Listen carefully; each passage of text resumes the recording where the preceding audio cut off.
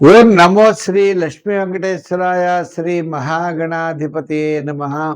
ఉగ్రం వీరం మహావిష్ణుం జ్వలంతం సర్వతోముఖం నృసింహం భీషణం భద్రం మృత్యుర్నమామ్యహం.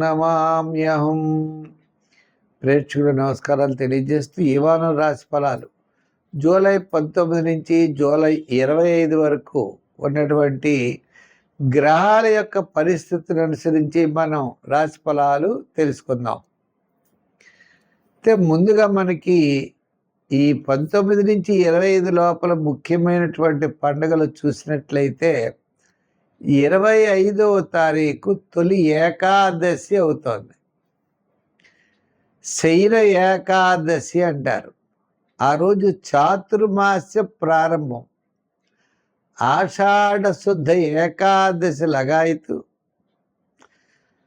మనకి కార్తీక మాసంలో ఈ వ్రతం పరిపూర్ణమవుతుంది. 4 మాసాలు పూర్తవుతాయి. ఆషాఢం నుంచి భాద్రపదం, భాద్రపదం నుంచి ఆశ్వీజం, ఆశ్వీజం నుంచి కార్తీకం. ఈ 4 మాసాలు అయ్యేటప్పటికీ చాతుర్మాస్య వ్రత దీక్ష అంటారు. ఈ 4 మాసములు విష్ణుమూర్తికి చాలా ప్రీతి అయినటువంటి మాసములట. ఈ చాతుర్మాస్య దీక్ష వహించేవారు ప్రాతకాలంలో స్నానం చేసి ఒక గదిలో స్వామికి మండపం ఏర్పరిచి విష్ణుమూర్తిని పెట్టుకుని అఖండ దీపారాధన 4 నెలలు పెట్టుకుంటారు.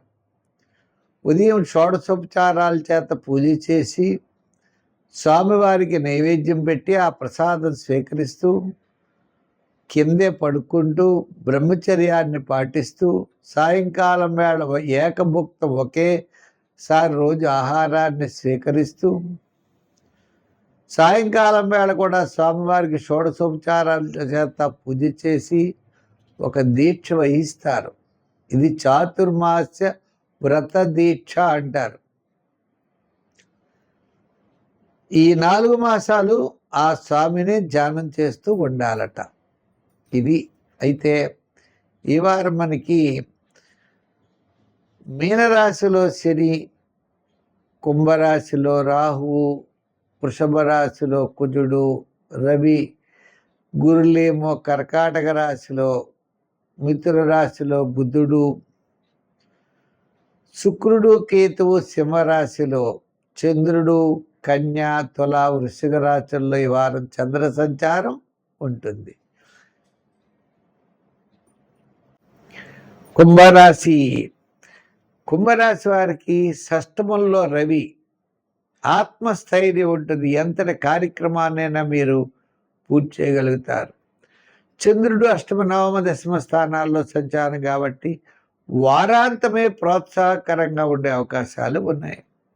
రాశిలో రాహు, ద్వితీయంలో శని, మరి తృతీయం దగ్గరకు వచ్చేటప్పటికి లేదు చతుర్థంలో కుజుడు, పంచమంలో బుధుడు, షష్టంలో రవి, గురుడు. ఏదైనప్పటికీ కూడా ఆత్మస్థైర్యంతో ధైర్యంతో ముందుకు పెడతారు.